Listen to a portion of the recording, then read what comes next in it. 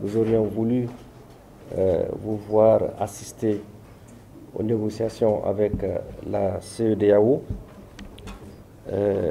Malheureusement, comme vous pouvez le constater,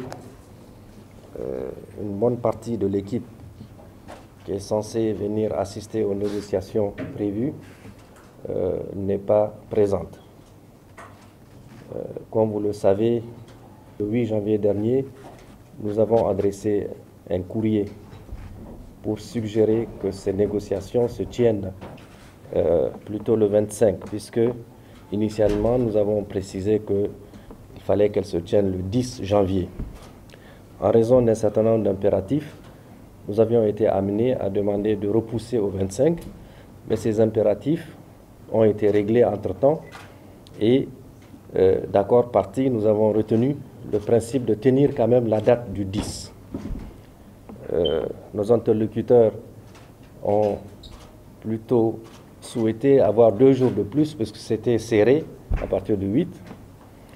Nous avons maintenu le 12. Donc nous étions dans l'attente de leur présence le 12 ici, janvier, lorsque nous avons constaté que ça n'a pas été possible pour eux de se déplacer à Niamey.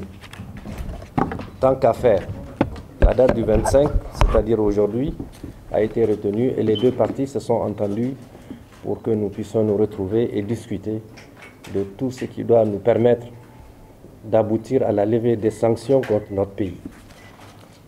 Malheureusement, aujourd'hui encore, en dehors du Togo, qui a accepté de faire le déplacement, la CEDEAO, malheureusement, n'est pas arrivée. Dans un premier temps, ils ont prétexté n'avoir pas l'autorisation de survol et d'atterrissage sur notre territoire. Cela n'étant pas fondé, nous allons vous remettre les copies des 2 autorisations. La première, c'est celle qui permettait à la délégation togolaise, c'est-à-dire le ministre des Affaires étrangères du Togo, le professeur Robert, qui est ici assis, qui a répondu.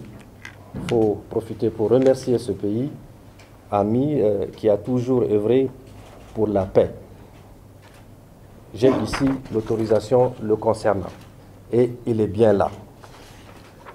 J'ai la deuxième autorisation qu'on disait n'avoir pas reçue et qui concerne la délégation de la CEDEAO avec le pays qui doit l'accompagner, c'est-à-dire la Sierra Leone, mais ils ne sont pas là, vous le constatez.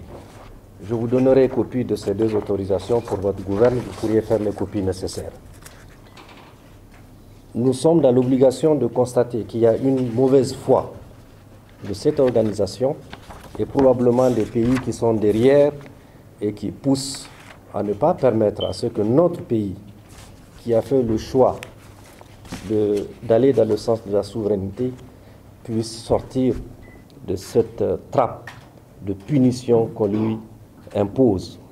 Voilà un peu de mots ce que j'avais voulu vous dire et vous demander en toute objectivité et en toute honnêteté de rapporter à ceux qui vous écoutent, à ceux qui vous regardent.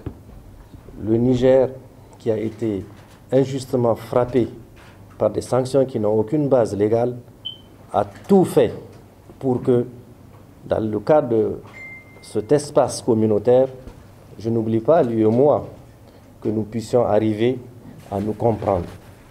Mais malheureusement, on n'en est pas encore là.